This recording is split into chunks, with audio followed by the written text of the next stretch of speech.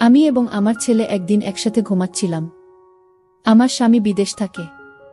আমার শরীরটা খুব খারাপ হওয়ায় আমি আমার ছেলেকে আমার সাথে ঘুমানোর কথা বলি। কিন্তু হঠাৎ একদিন রাতে যখন আমি ছেলের সাথে ঘুমালাম, তখন আমি অর্ধেক ঘুমের মধ্যে আছি এমন অনুভব করলাম।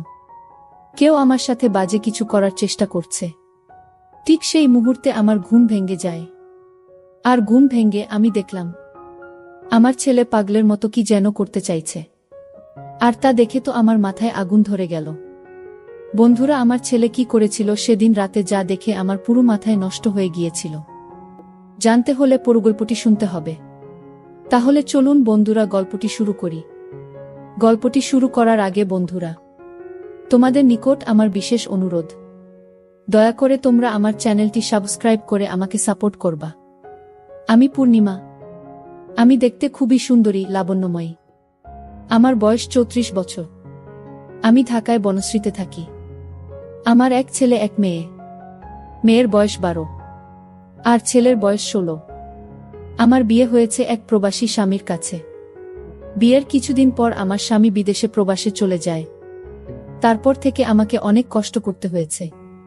একটি ছোট্ট ছেলেকে নিয়ে আমার খুব কষ্টে দিন কাটছিল। দেখতে দেখতে আমার ছেলে এবং মেয়ে উভয়ই বড় হয়ে গেল। বর্তমানে আমার ছেলের বয়স 16 আর মেয়ের বয়স 12। দুই ছেলে মেয়ে নিয়ে খুব সুখের সংসার আমার। তারা দুজনেই পড়ালেখায় ব্যস্ত। কিন্তু মনের মধ্যে একটাই কষ্ট আমার। বিয়ের পরে প্রায় বেশিরভাগ দিনেই আমি স্বামী ছাড়া থাকতে হয়েছে। বলতে পারেন আমি খুব একটা বেশি স্বামীর আদর পাই নাই। কারণ সে বিদেশ থেকে মাঝে মধ্যে ছুটিতে আসত আর অল্প কিছুদিন থেকে চলে যেত। তারপর আবার 5 বছর পর 3 থেকে 4 মাসের ছুটি নিয়ে আসত। তারপর আবার চলে যেত। তাতে আমার কিছু হতো না। মনের কষ্ট মনেরই রয়ে যেত, বরং আরো আগুন জ্বালাইয়া তুইয়ে চলে যাইত। তারপর কিছু দিন শুধু কালি চটপট করতাম। এইভাবেই চলত আমার জীবন। তাই বলছি বন্ধুরা, স্বামীর আদর আমার জীবনে খুব কমই পাইতাম। কিন্তু আমার কি ভাগ্য বন্ধুরা, সেই স্বামীর আদর, সোহাগ, মায়া, মমতা সব দিয়ে ভরিয়ে দিয়েছিল আমার ছেলে অনিল। আমি কখনো কল্পনাই করতে পারি নাই যে আমার ছেলে অনিল আমাকে এত সুখ দিবে।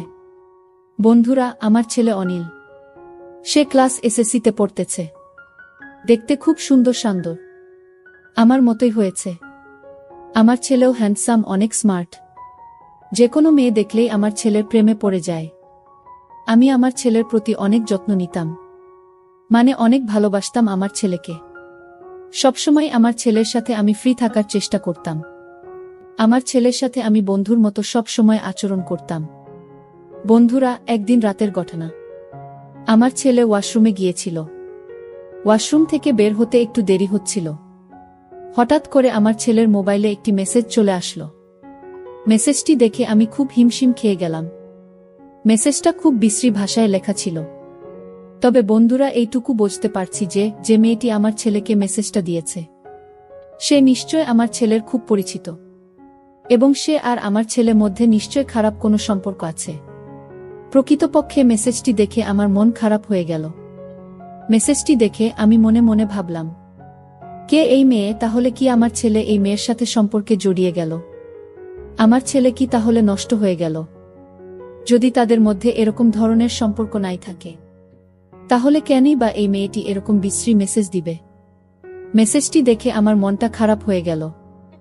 মনে মনে ভাবলাম, তাহলে আমার ছেলেকে কি আমি জিজ্ঞেস করব মেয়েটিকে? কিছুক্ষণ ভেবে তারপর ভাবলাম, যদি আমি আমার ছেলেকে জিজ্ঞেস করি, তাহলে সে হয়তো কষ্ট পাবে না। আমাকে বিকল্প চিন্তা ভাবনা করতে হবে। যেভাবেই হোক এই মেয়ের কাছ থেকে আমার ছেলেকে বাঁচাতে হবে। তা না হলে আমার ছেলের পড়ালেখা সহ আমার ছেলের ভবিষ্যৎ একেবারেই শেষ। পরের দিন আমার ছেলে স্কুলে যাবে। ছেলের পেছন পেছন আমিও গেলাম। কিন্তু আমার ছেলেকে বুঝতে দিলাম না যে আমি তাকে ফলো করছি। স্কুলে যাওয়ার কথা বলে আমার ছেলে দেখলাম স্কুলে না গিয়ে সে অন্যদিকে যাচ্ছে। আমি ওর পিছন পিছন ছুটলাম। কিছুক্ষণ যাওয়ার পর দেখলাম একটা মেয়ে আমার ছেলের জন্য দাঁড়িয়ে রয়েছে। আমার ছেলেও তার কাছে চলে গেল এবং তারা সেখান থেকে অন্য কোনো এক জায়গা চলে যাচ্ছে। আমি তাদের পিছন পিছন গেলাম। যাওয়ার পর দেখলাম তারা এমন এক জায়গায় গেল যেখানে মানুষ সচরাচর যায় না। একেবারে নির্জন জায়গা। খুব কম মানুষই সেখানে যায়। আমার আর বুঝতে বাকি রইল না। আমার ছেলে নষ্ট পথে চলে যাচ্ছে, যে পথ মোটেও তার ভবিষ্যতের জন্য ভালো না। তারপরেও তারা সেই নির্জন জায়গায় কি করে, তা জানার জন্য এবং তা নিজের চোখে দেখার জন্য চুপি চুপি সেখানে গেলাম। আমি দেখতে পেলাম তারা জঙ্গলে একটি খুঁড়ে ঘরের ভিতরে প্রবেশ করছে, তাও আবার ভাঙ্গা। মনে হচ্ছে অনেক দিনের পুরনো। চোখের পলকেই তারা দুজন সেখানে ঢুকে গেল। আমিও চুপি চুপি তাদের পিছনে গেলাম। ভাবলাম আজকে তাদেরকে হাতে নাতে ধরবা। তারা ঘরে প্রবেশ করার পর আমি চুপি চুপি করে সেই ঘরের জানালার পাশে গেলাম। তারপর আমি সেই খুঁড়ে ঘরের জানালার পাশ দিকে একটু উকি দিলাম। জানালা দিয়ে উকি দিতেই যা দেখলাম তাকে আমার দু চোখ মুজে গেল। অনেক কষ্ট করে তাকালাম। দেখলাম আমার ছেলে এবং সেই মেয়েটার কি রোমান্টিক দৃশ্য। মনে হচ্ছে তারা যেন নতুন কোনো দুনিয়ায় হারিয়ে গেছে। তারপরেও আমি কিছুক্ষণ তাদের দৃশ্য দেখলাম। সেই সাথে আমার চোখ চলে গেল আমার ছেলেই সেই ইন্টারেস্টিং জায়গায়। আমার ছেলেরটা দেখে তো আমি পুরাই অবাক। ছেলেরটা এত নাদোজ নুদুজ হলো কি করে? দৃশ্যটা দেখার পর ভাবলাম, এখন আমি আমার ছেলে আর এই মেয়েটাকে হাতে নাতে ধরব। কিন্তু আমার মনের মধ্যে বাধা পড়ে যায় যে এই মুহূর্তে যদি আমি তাদের ধরতে যাই, তাহলে দুর্ঘটনা পড়ে যেতে পারি। দৃষ্টি কিছুক্ষণ দেখার পর আমি তাদেরকে সেখানে কিছু না বলে বাসায় চলে আসলাম। তবে দৃশ্যটি দেখার পর বারবার তাদের সুন্দর দৃশ্য চোখের মধ্যে ভাসতেছে। আমি খুব চিন্তায় পড়ে গেলাম। মনে মনে ভাবতে লাগলাম কি করা যায়। আর এইসব যদি তার বাবা শোনে তাহলে আমার সাথে অনেক ঝগড়া করবে, রাগারাগি করবে এবং কি আমাকে মারধরও করতে পারে। ছেলেকে এইসব কারাপি থেকে রক্ষা করার দায়িত্ব আমার। ছেলের এইসব দেখে মনে মনে সিদ্ধান্ত নিলাম, আজকে ছেলে বাসায় ফিরলে একটা ব্যবস্থা করব। মনে মনে এও ভাবতে লাগলাম কি ব্যবস্থা করব, কি করা যায়। এসব বিষয় তো আবার কারো কাছে শেয়ার করা যায় না। অনেকক্ষণ ভাবতে ভাবতে মাথায় একটা আইডিয়া এলো, আর এই আইডিয়াটাকেই কাজে লাগানোর চেষ্টা করলাম। প্রায় সন্ধ্যা বেলা আমার ছেলে স্কুল থেকে বাড়ি ফিরল। আমি বললাম, বাবা অনিল, তোমার স্কুল থেকে আসতে এত দেরি হলো কেন? অনিল বলল, মা স্কুল শেষে প্রাইভেট পড়ছিলাম, তাই আমার আসতে একটু দেরি হয়ে গেল। ছেলের এমন গোছানো মিথ্যা কথা শুনে আমি অবাক হয়ে গেলাম। আমি তো বুঝতেই পারছি সে কোথায় থেকে বাড়িতে ফিরল, কিন্তু আমি তাকে বুঝতে দিলাম না। আমি ভাবলাম, যদি আমি তাকে কিছু বলি তাহলে হয়তো এতে হিতের বিপরীত হয়ে যেতে পারে। তাকে আমার কৌশলে বসে আনতে হবে।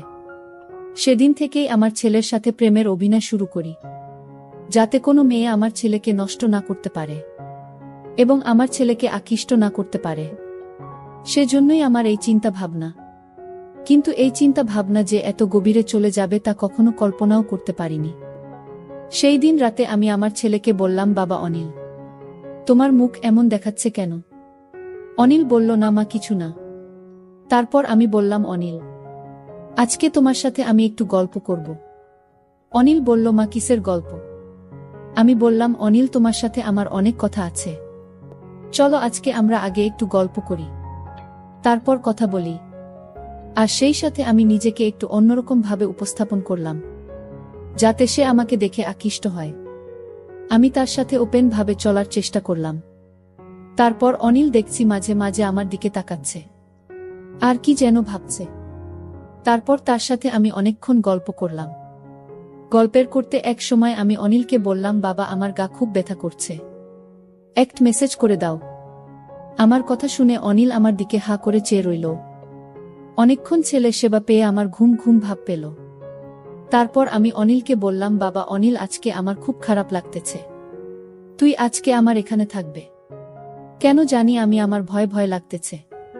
অনিল বলল, আচ্ছা ঠিক আছে মা।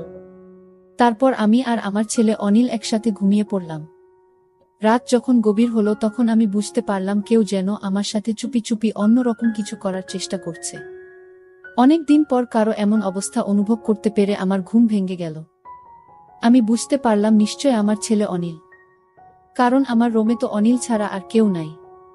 তারপরেও আমি ঘুমের ভান ধরে পড়ে রইলাম, বুঝতে দিলাম না আমার ছেলে অনিলকে। মনে মনে ভাবলাম দেখি অনিল আমার সাথে কি করে। কিছুক্ষণ পর অনিল ভাবল, হয়তো আমি ঘুমিয়ে পড়েছি। সে তার ইচ্ছামতো বিভিন্নভাবে আমার সাথে বিভিন্ন রকম অদ্ভুত আচরণ করা শুরু করল। আমি ভাবলাম মনে হয় আমার ছেলে পাগল হয়ে গেছে। আর তা না হলে সে আমার সাথে এরকম অদ্ভুত আচরণ করবে কেন? তারপরও আমি নীরব থাকলাম। যখন সে খুব বেশি পাগলামি করতেছে, তখন আমার ঘুম ভেঙে যায়। আমি সজাগ হয়ে বললাম, অনিল তুমি কোথায়? কি করছো? সে আমার সজাগ হওয়া দেখে বোকা হয়ে গেল। আমি বললাম, অনিল সমস্যা নাই, তোমার যা ইচ্ছা তা করো, কিন্তু বাবা আমার একটা শর্ত আছে, তোমাকে আমার ওই শর্তটা মানতে হবে। তখন অনিল বলল, মা কি শর্ত শুনি। তখন আমি বললাম, অনিল আজকে আমি দেখলাম তোমাকে, তুমি একটা মেয়ের সাথে একটা জায়গায় গেছো।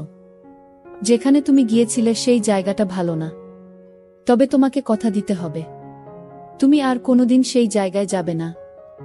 এর বিনিময়ে তুমি আমার কাছে যা চাইবে তাই পাবে। বাচ্চা ছেলেদের মতো আমার সাথে মাথা নাড়াতে নাড়াতে বলল, আচ্ছা ঠিক আছে মা, আমি আর কোনো দিন সেখানে যাব না। তারপর আমি বললাম, অনিল আমি বুঝতে পেরেছি, তুমি বড় হয়েছ, তোমারও চাহিদা আছে। যদিও আমরা তোমাকে এখন বিবাহ করাতে পারবো না, যতদিন আমরা তোমাকে না বিবাহ করাবো ততদিন তুমি আমার মাধ্যমে তোমার কাজ চালিয়ে যাবে। সব কথার এক কথা হচ্ছে, এক কথায় তোমাকে ওই রাস্তা থেকে ফিরে আসতে হবে। তখন অনিল বলল, আচ্ছা ঠিক আছে মা। তারপর আমি আমার ছেলেকে বললাম, অনিল তুমি তোমার কাজ শুরু করো। মাত্র 16 বছর বয়সের ছেলে, তারপরও গায়ে প্রচুর শক্তি। আমার 16 বছরের ছেলের কাজ করার এত কৌশল দেখে আমার মাথা ঘুরে গেল। মনে হলো যেন আমি জীবনের সমস্ত সুখ খুঁজে পেয়েছি। কি বলবো বন্ধুরা, আমার ছেলের এই ব্যাপারে এত কৌশল জানে তার আমার কল্পনার বাইরে। মনে মনে ভাবলাম, ছেলে তো দেখি তার বাপের চাইতে আরো 10 গুণ বেশি পাওয়ারফুল। কি বলবো বন্ধুরা, সেদিন মনে হয়েছিল আমি নতুন কোনো সুখের ভুবনে হারিয়ে গিয়েছিলাম।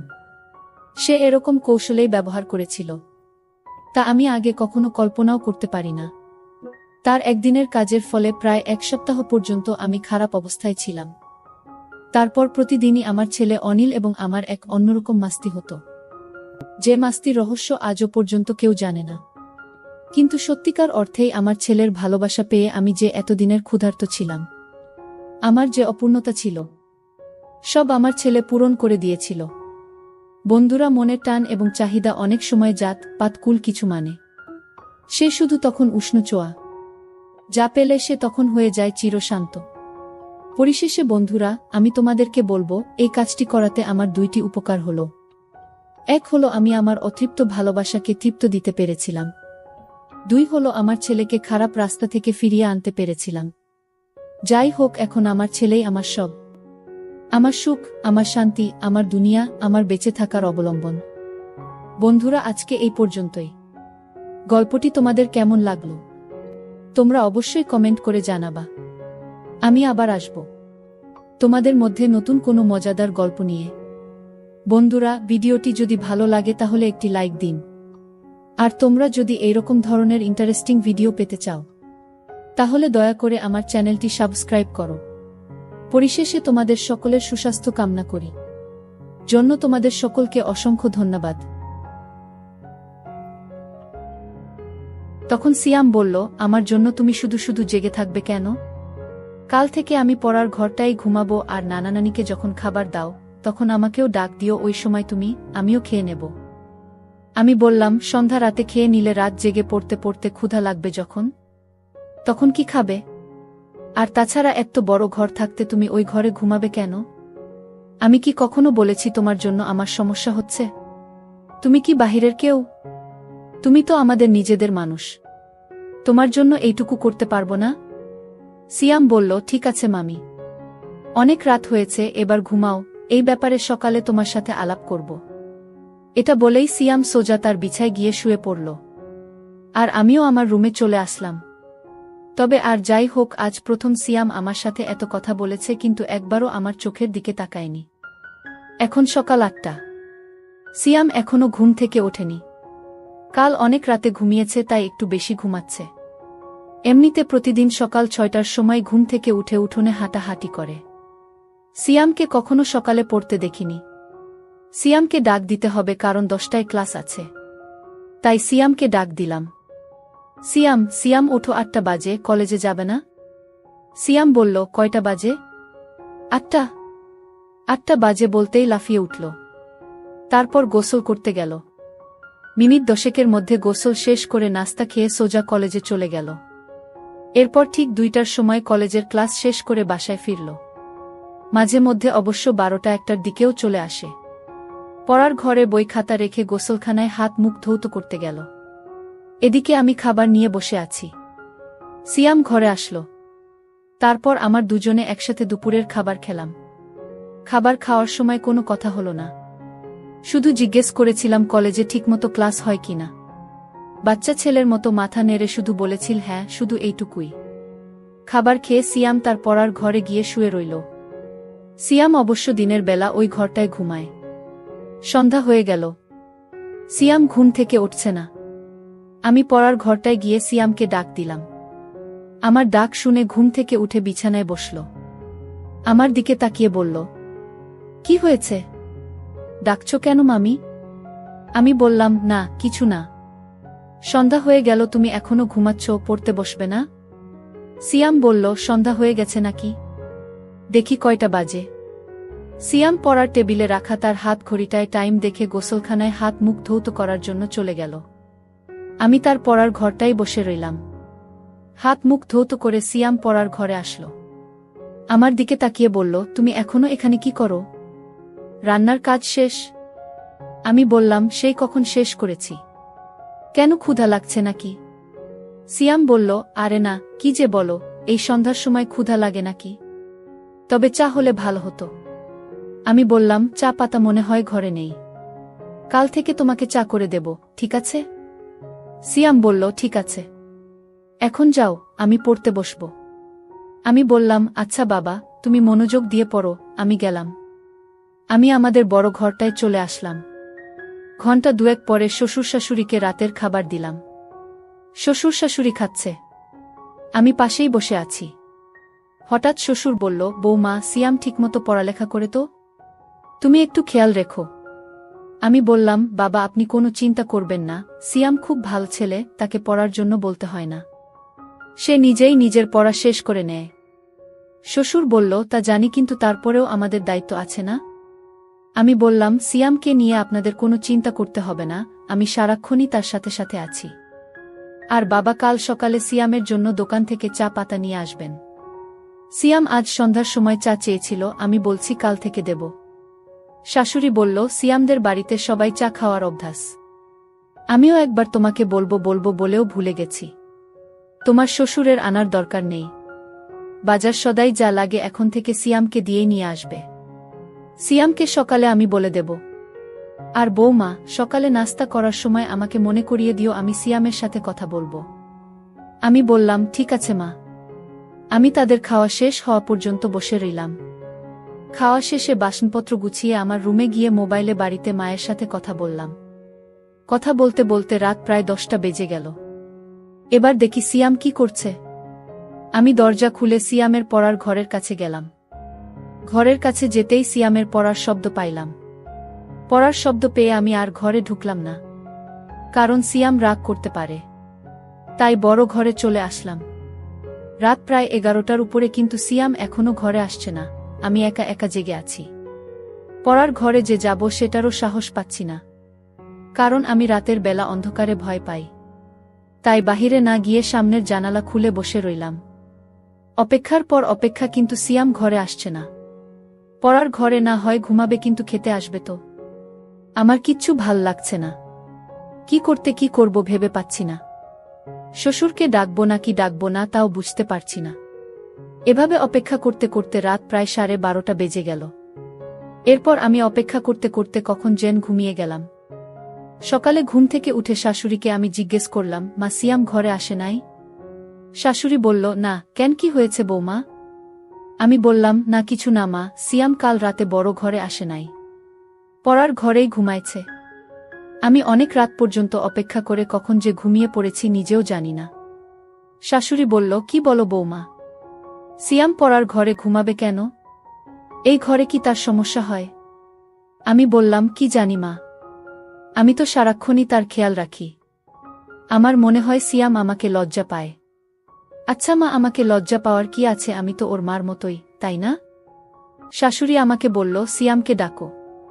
সে তোমাকে লজ্জা পাবে কেন? তুমি তো তাকে অনেক খাতির যত্ন করছো, সেটা তো আমি নিজেই দেখছি। তাহলে সে এমন করবে কেন? এটা তো ঠিক না। সে এখানে লেখাপড়া করবে, যখন যা লাগবে তোমাকে বলবে, তুমি না দিলে আমাদের বলবে। আর তুমি তো আমার লক্ষ্মী বৌমা, কত সুন্দর করে সংসার